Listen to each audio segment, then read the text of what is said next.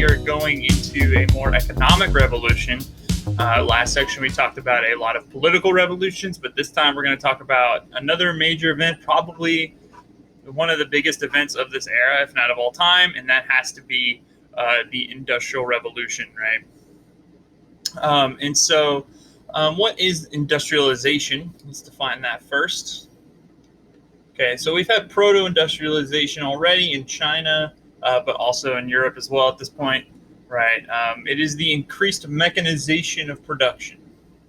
Right? That is the fundamental definition of what industrialization is, right? The use of machinery to augment or sometimes replace human labor, right? And so what we're going to see here is that we're going to see a massive social change come along with this economic change, right? We're going to have massive social implications from the Industrial Revolution. It's going to change a lot of how people live their lives, right? And that's going to lead to it's also going to change where people live. And so those social changes are also going to create a lot of political changes as well on the back end, especially with things like the advent of socialism and especially communism, which communism is almost a direct reaction to industrialization, right? They talk about the different influences, right? The things that lead up to the industrialization and to the Industrial Revolution. One of them being the Columbian Exchange. Right, more food allowed for more specialization to occur. Right, the rise of maritime trade empires, which allowed for the growth of or the accumulation of resources that will eventually be needed to help make industrialization very successful. Right, increased agricultural productivity.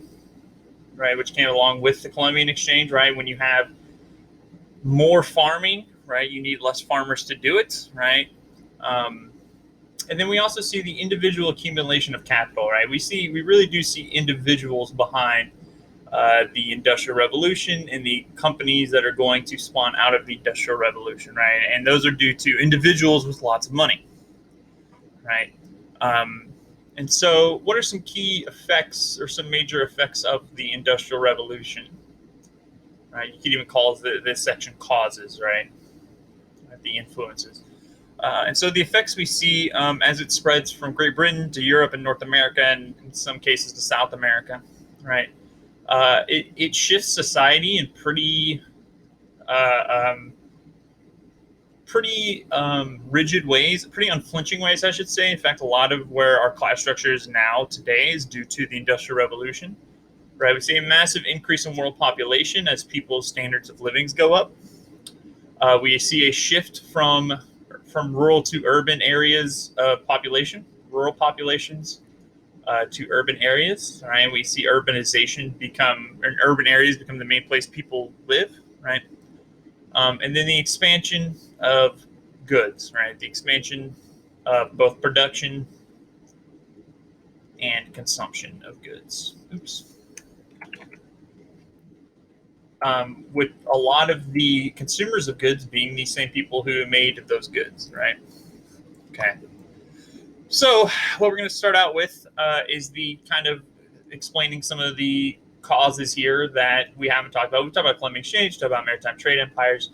So let's talk about increased agriculture, right? Agricultural improvements. So we see in Europe, and especially we're mostly talking about Europe here in terms of the agricultural improvements, right? And so we've seen in Europe in previous eras, right? We've seen things like crop rotation become very important, right? Crop rotation, which is essentially having different crops in a field each year, which allows for better nutrition of the soil, okay?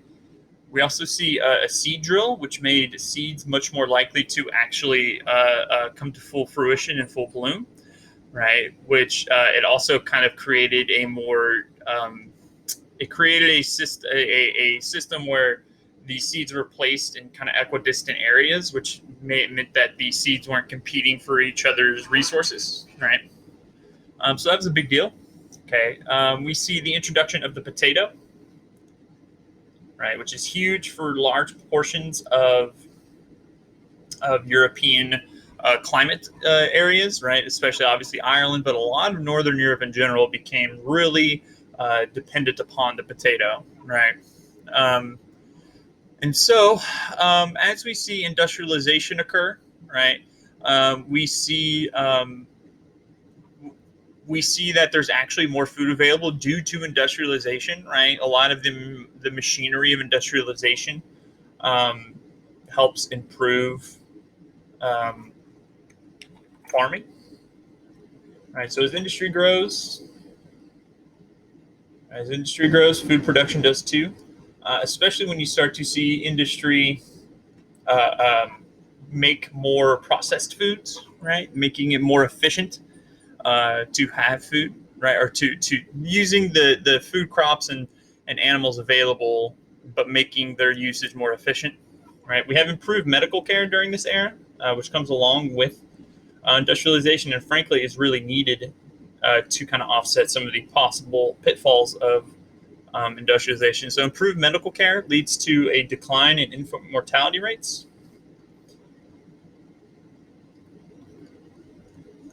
Right. And we also see longer lives occur because of this. Right. Um, and so with the increased population, right, so with an increased pop and with increased food, both of these led to this idea that more people could work somewhere else, right? More people could work in factories. And on top of that, provide a market for factories, for manufactured goods, right? Market for manufactured goods. And a quick detour into population, into this infant mortality rate. I'm sure we will talk about it in a later section, hopefully, but there's this thing called the demographic transition of this era, which is the decline of infant mortality rates and the increase in population growth that occurs because of the decrease in infant mortality rates, right, which leads to a massive, massive population boom. It's a three-step transition where you see high infant mortality rates and high population growth in terms of having children, right? So you have a lot of children and a lot of children dying. The transition with industrialization goes from having a lot of children, but most of those children are surviving now. And the original reason you saw people having a lot of children was because a lot of children died, right? At least that's one of the reasons. And so when children stop dying, right, you see this massive, massive population growth. And then as we see these societies kind of develop industrially and start to really kind of almost come into maturation as an industrial society, we also start to see them stop having as many children. So we see lower infant mortality rates and lower fertility rates, right? And so that's kind of where you see a lot of societies, right? Japan kind of being a very famous one today, right? Okay, so let's talk about these pre-industrial societies now.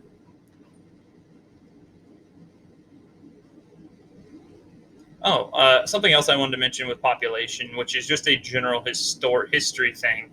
A lot of times when you look at people of ancient times and like classical Greece, right? A lot of people seem to think that living to 50 or 60 is very old, and it's old, right? And a lot of people died before that. But when we see the average life expectancy of those eras as these rather low numbers, right? It's not because people don't live to an old age. It's rather because one of two things, right? Either children are dying a lot because of high infant mortality rates, or you see a lot more conflict and you see a lot more violence in these societies, right? You see a lot more wars occurring. And so because of that, you see men dying at a younger age than they would have otherwise.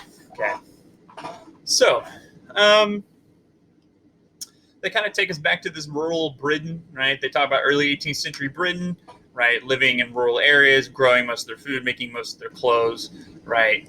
But when we see the rise of the commercial revolution, right? The revolution in trade, right?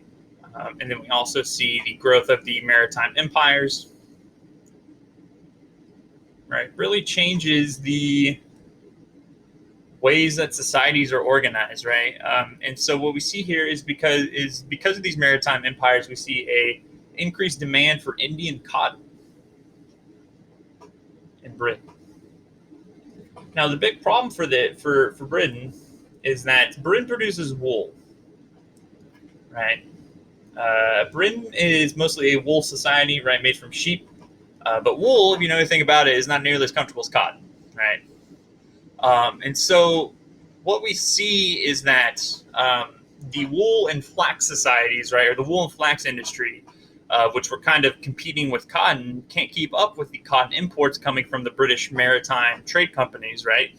And so what we start to see, there's also these, by the way, there's a thing called the Calico Acts, where the British wool producers make it illegal to import cotton, or excuse me, to import textiles, cotton textiles, specifically finished cotton textiles from India, known as calicos. So what entrepreneurs do to get around this is they start importing raw cotton into Britain, right, and start making their own factories, right. So we see British investors build their own cotton factories or build a cotton cloth industry, right? Not necessarily factories yet, but they start to build a cotton cloth industry, right, to get around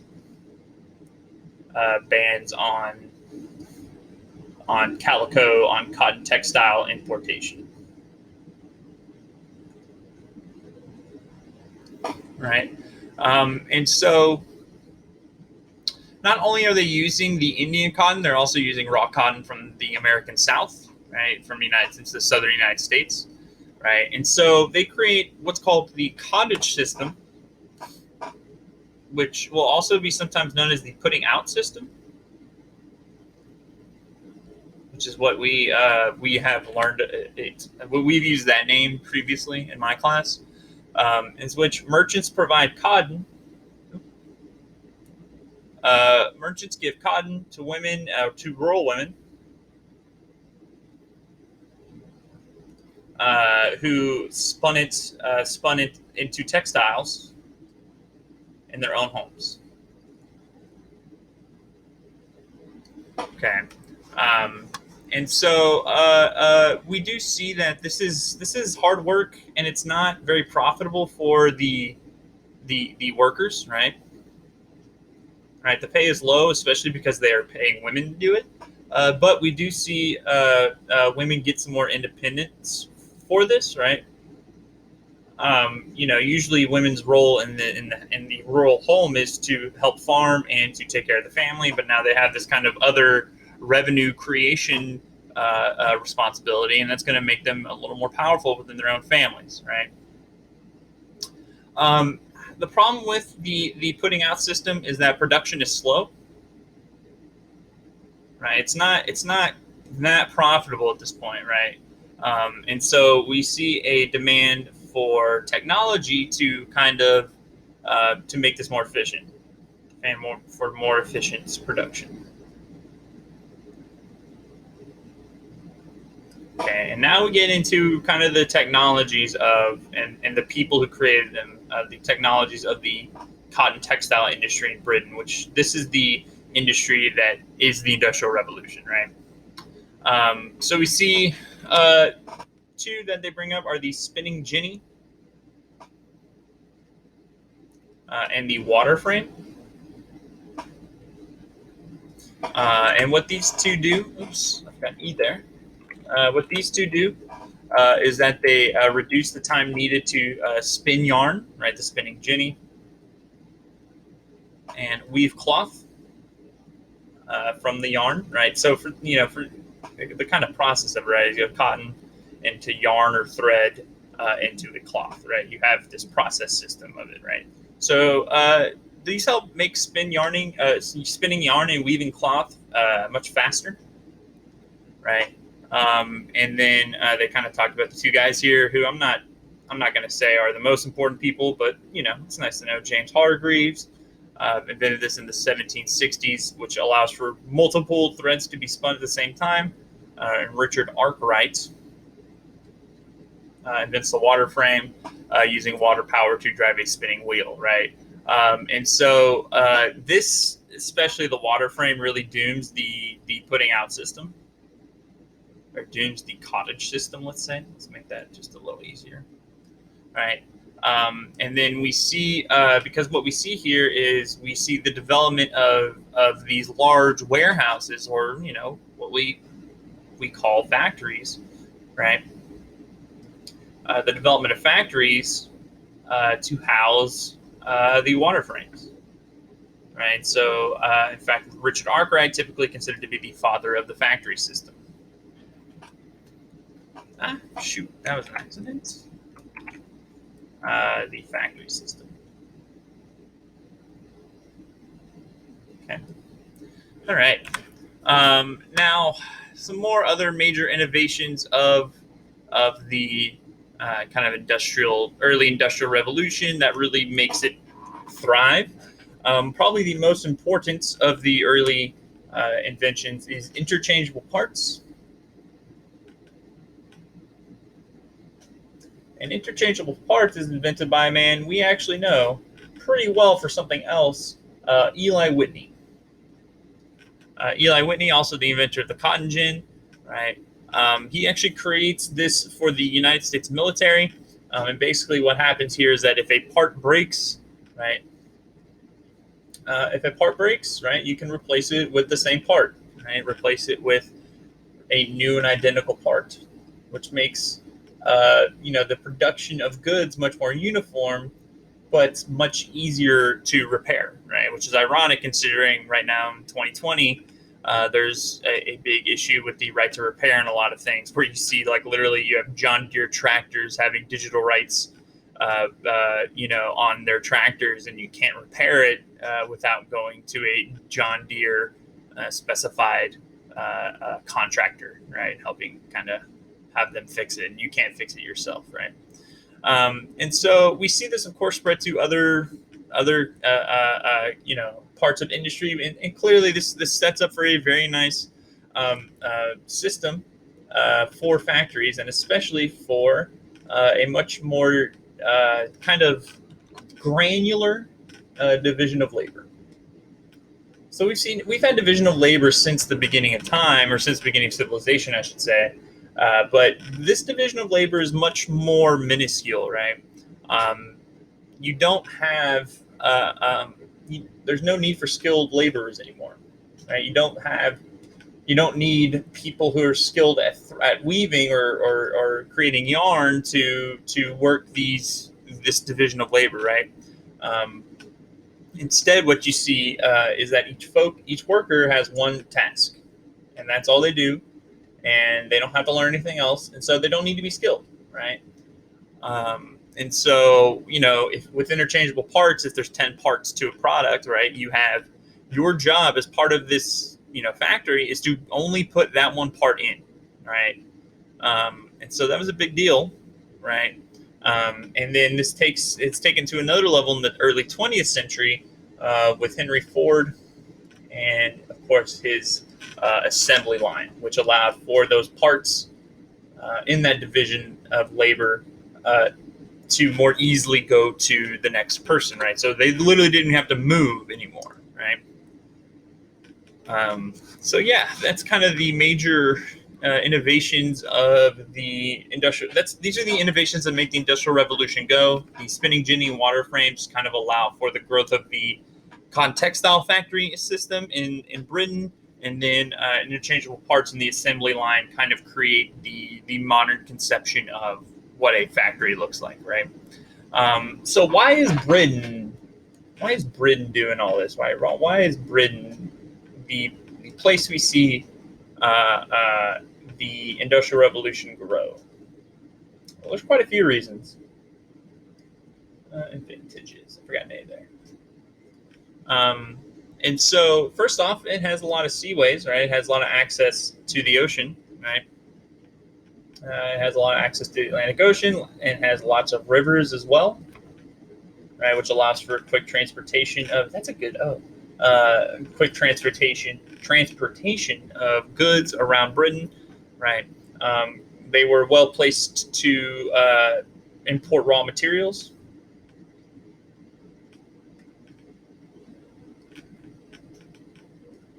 To turn into finished goods, and to export those finished goods to the rest of the world. Okay. Now, the thing that was really really lucky for the British is that they had immense coal deposits. Now, before the Industrial Revolution, coal was not necessarily a very important resource, right? And so this coal is not only good for creating energy, right? This energy source, right? Which we'll see in things like the steam engine, but it also helps separate iron from its ore.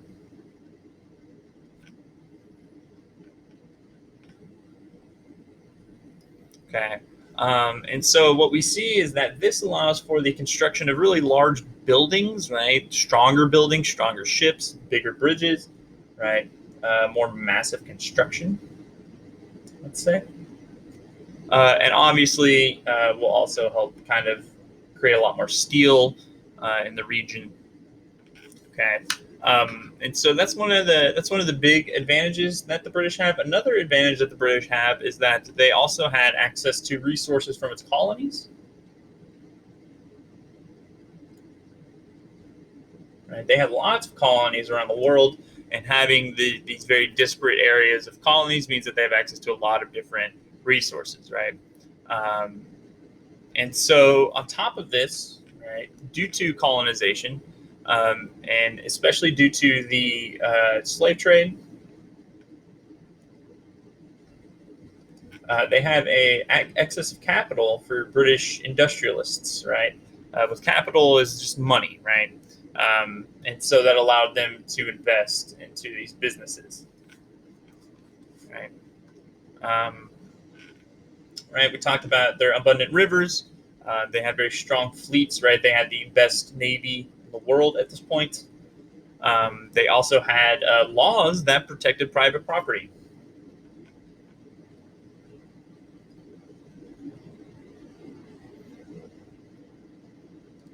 Right, which allowed for entrepreneurs, especially, to be more comfortable in investing, right? And so these are kind of their major causes for Britain's success, right? And so on top of that, right, we saw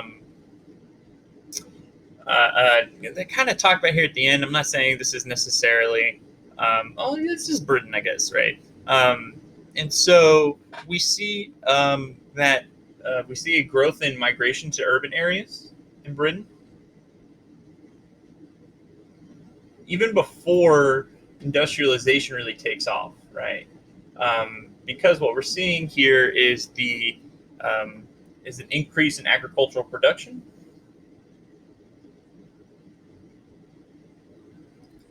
which means less demand for farmers or for farm labor. Okay. And so, because of that, right, we see a lot of urbanization. But the other thing that happens here is that we had England had traditionally had this kind of these open lands, right, called the commons, right? And the commons were this area where farmers could pretty much just cultivate land or tend sheep freely, right? Nobody was really in charge of it, but you could use it as you saw fit, right? However, the problem with this is you don't need to know too much about this, but it's an economic concept called tragedy of the commons, right? When nobody was responsible for it. It was nobody's private property, so there's no upkeep on it, right? Nobody took care of it, and so it actually became very economically, negative for the society. And so, what the government starts to do is do the enclosure movements. And so the enclosure movement is the movement to isolate and fence off the commons, right? Create private property out of it, right? Um, uh, and so they make it private property, which made it much more productive because when people own it, right, they want it to make more money for them, right? And so because of that, right, we see many farmers become destitute, right, become homeless, right? And so this then kind of forces farmers to move to urban areas because there is no jobs available in rural areas anymore. So that created this this very captured workforce that didn't really have any option but to work in the factory system. And so that's kind of the early goings of the Industrial Revolution. Next up, we will talk about the spread of industrialization to different countries. But until then, I will see you.